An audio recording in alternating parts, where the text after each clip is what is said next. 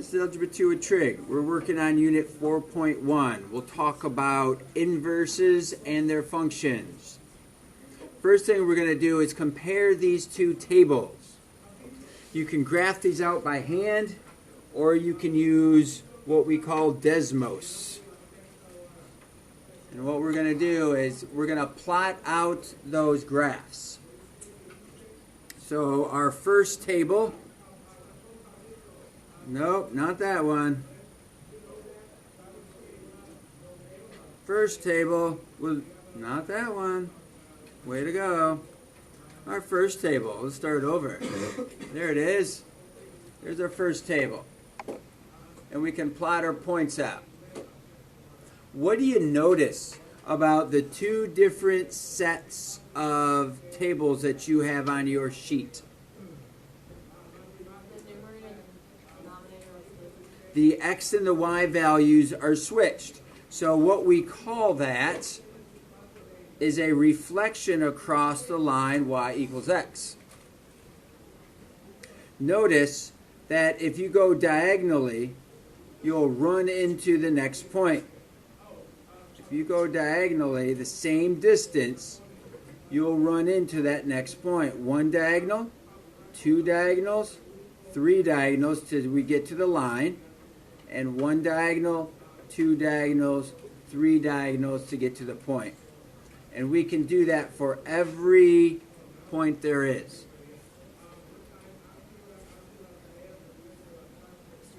We can graph out our line, and we can graph out our other line, and these two lines are called inverses of each other. They hold a couple different properties. We'll talk about those in the future. But one thing to recognize is that their graph is crossing on this line called y equals x. They will always cross here. So all three lines will cross at exactly the same point, and the points are switching the x and the y. This was 2 to the left and 2 up. So now this is 2 to the right and 2 down. Y was positive 2, so now x is positive 2. X was negative 2, so y is now negative 2. We can look at our next set of graphs, our tables. So, looking at your notes, we have a set of points. We plotted out our points onto our graph. If we graph our line y equals x, then we can plot out our other points. So one way to do this is to go diagonally. We're going to go one diagonal, and then we're going to have our point. This looks like a half a diagonal, so we're going to be halfway in between. 1.5, so we're going to go 1.5 past that. These get a little bit more counting, but they're going to, as this increases up, our inverse is going to increase to the right. So you can see how this was one diagonal, a half, 1.5, 1.5, and then those were much farther. We can graph those out.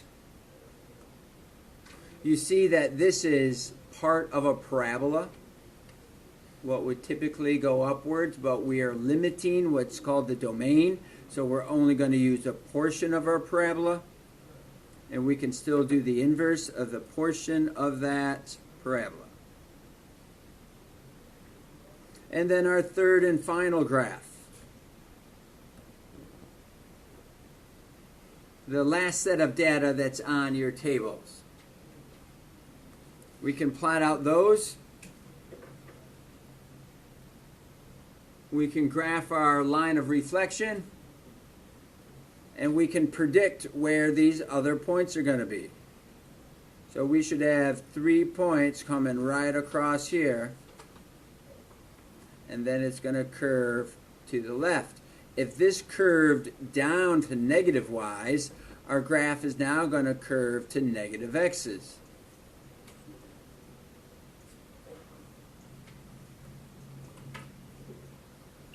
We can connect our dots, and that's called a cubic graph.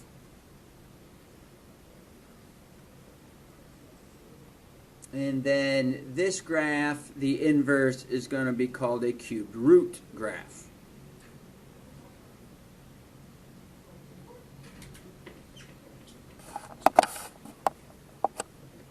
All right, so there's the tables we were looking at. What do we notice? The x and y values switched.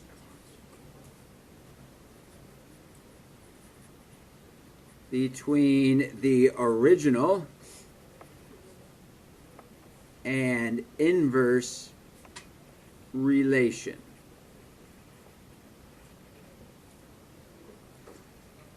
So here's our original. We got our inverse by switching the x's and the y's. That would be one way to find this table. An inverse relation is a reflection of the original. So when we're given our table, we can find the inverse table by just reflecting these over the line y equals x. So what that's going to mean is that all of our y values are turning into our x values, and all of our x values are turning into our y values. And we can find our table pretty easily. You can reflect it over the line like I showed you in the graphs, or you can just take your table and switch the points.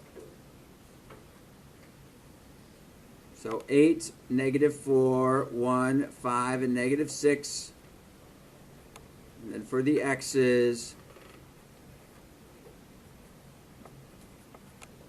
we know what the values are because they were that of the y's of the original.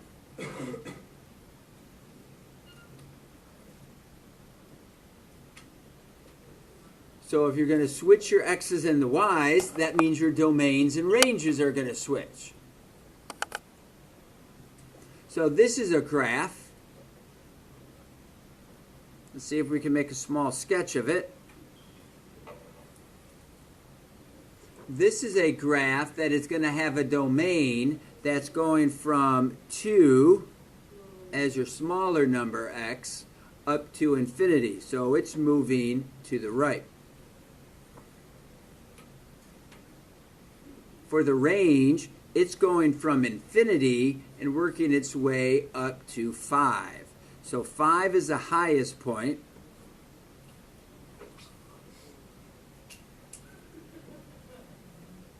And we're going all the way down to negative infinity for the y values. We're moving from where x is 2 and moving to the right. So that would be x is 2 and we're moving to the right, but as we do that, we are dropping to negative infinity.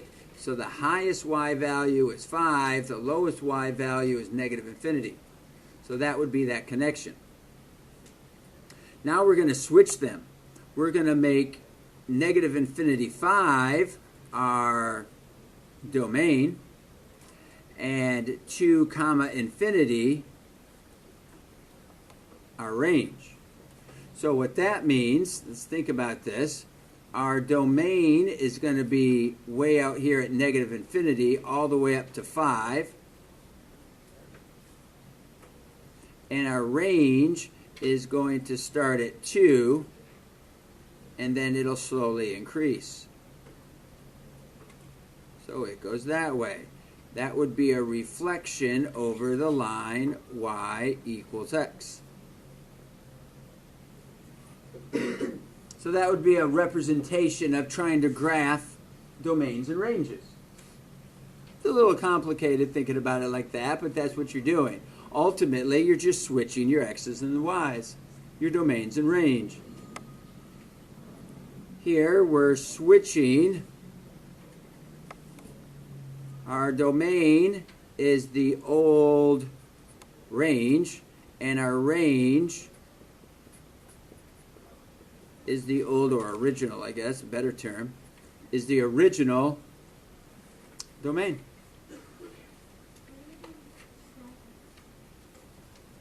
How do we do brackets, or why do we do brackets?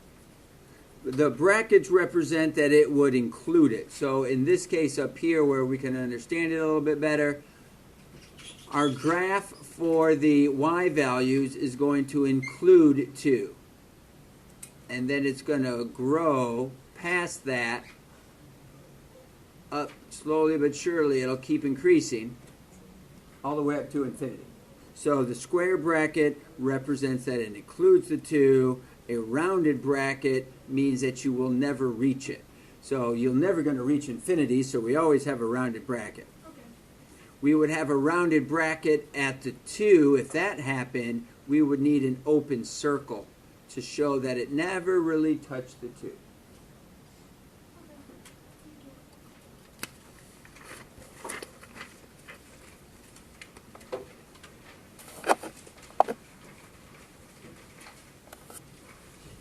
All right, so here's our graph.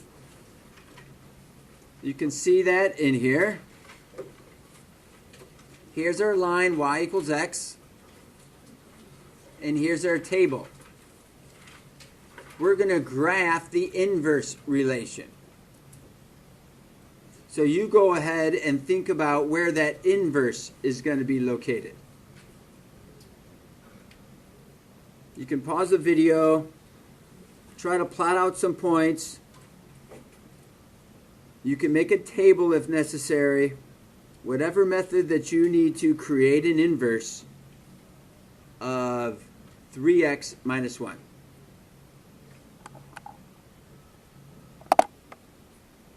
So one way to do this is to switch our table. -7, -2, -4, -1. -1, 0, 2, 1, 5, 2, and then come over and try to plot those points out. Now my grid here is pretty light. 1, 2, 3, 4, 5, 6, 7, down 2. 1, 2, 3, 4, down 1, 0,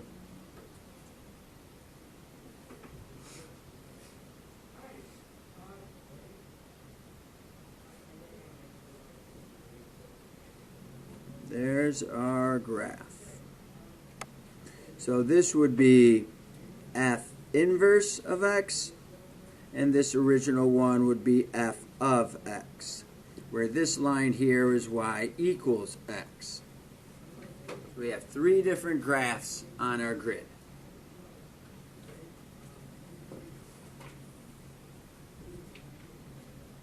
So what that apostrophe means? The little apostrophe identifies this as the inverse. Without it is the original. So let's come on down and try. We see what the graph is of x squared minus 4. We go down 4 and we plot our spot. Over 1 up 1, over 2 up 4, over 3 up 9. And we do that in both directions, and we can plot a quadratic.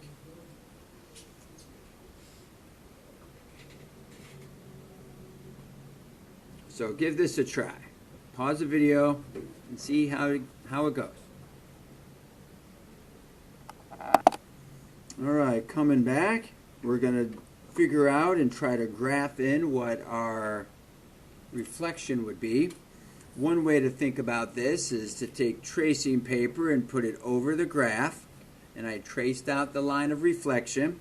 If you fold your paper right on that line of reflection, you're going to see exactly where the new graph has to be. And then you can fold it the other direction, and you can see exactly where the graph would need to be. So it's a reflection over that line. You could find those points and reflect them. We know that we're working with these, so it's going to be 0, -2, -3, -1, -4 is 0, -3, 1, 0, 2. So 0, 2 down.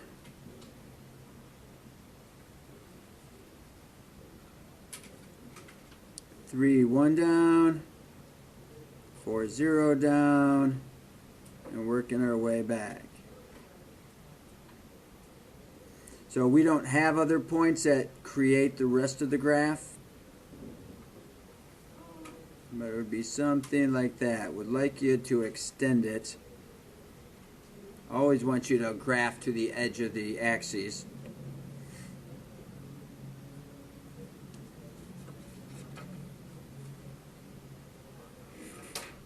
So the dotted line of the graph above is the line y equals x. What do we notice about the graphs of the inverse relation and the original in regards to that? It's a reflection over y equals x. Reflection. So the graph of its inverse is the reflection, pretty much what we just said, of the original graph over, some people call it in, y equals x. So to find the inverse, you're going to take your original graph and you're going to reflect it over the line y equals x. You can also do that by switching your table. That is switching your y's and your x. So let's come down here, pause the video, try to graph these two, and then draw the reflection. You can either create a table, or you can draw in your line of y equals x and figure out what the inverse is. Give it a try.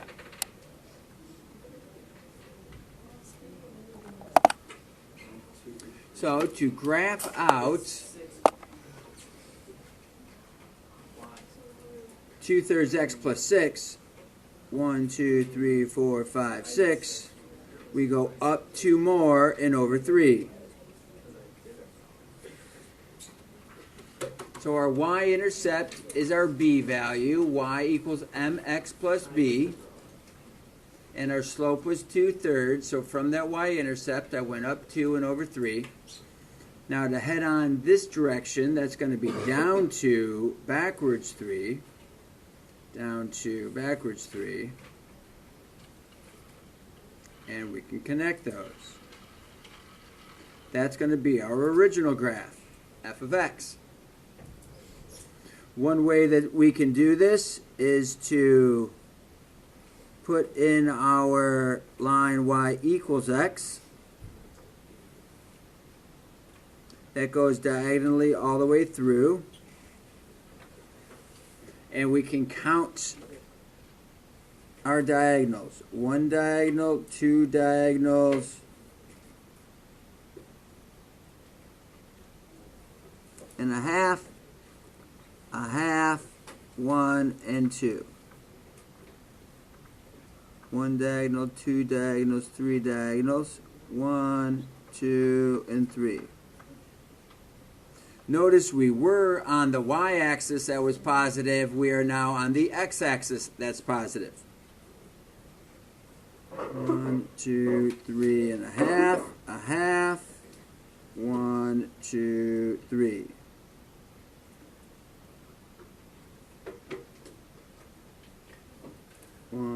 2, 3, 4. 1, 2, 3, 4.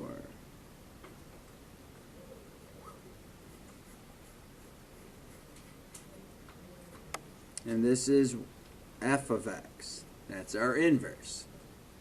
So I created this graph by reflecting it over the line y equals x. And to do that, you go perpendicular. Since this is a slope of 1, this is a slope of -1. They are perpendicular to each other, and I count the distance so I can count the distance past it. On this side, we can graph this. You might need to graph it by making a table, and one way you can do that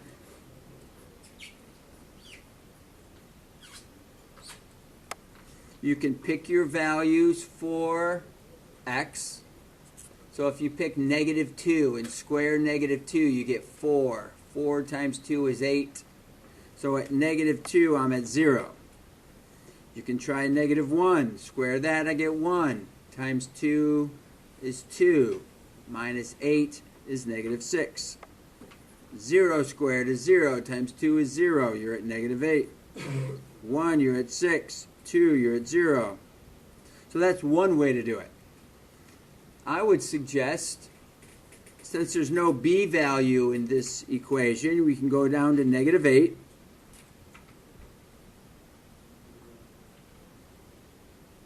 Now we know how a parent function works. A parent function says that we're going to go 1 to the right and square it. So we go up 1. 2 to the right and square it. So we go up 4. 3 to the right and square it. So we go up 9. So that's 8, 9. 4 to the right and square it. 9, 10, 11, 12, 13, 14, 15, 16.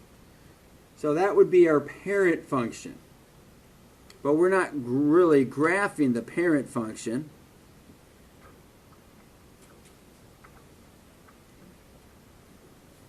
We need to graph 2 times the parent function.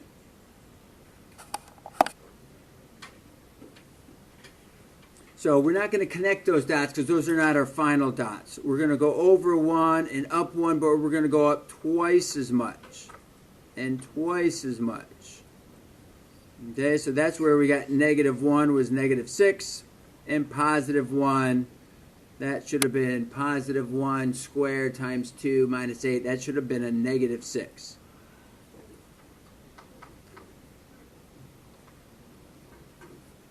Instead of going up 4, we're now going to go up 8. We're going to go up twice that amount. So our final points are at -2, 0, and 2, 0. Anything more than that, this was up 9. Now we got to go up 9 more. That would be up really high. That's off of our grid.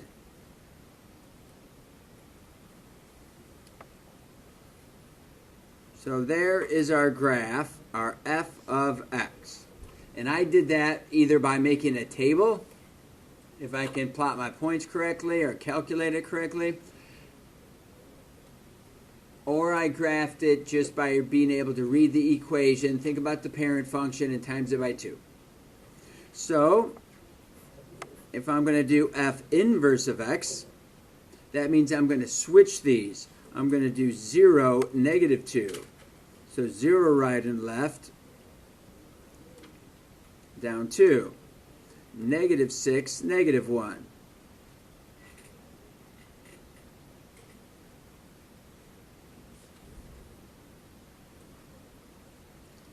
-8, 0. -6, 1. 0, 2.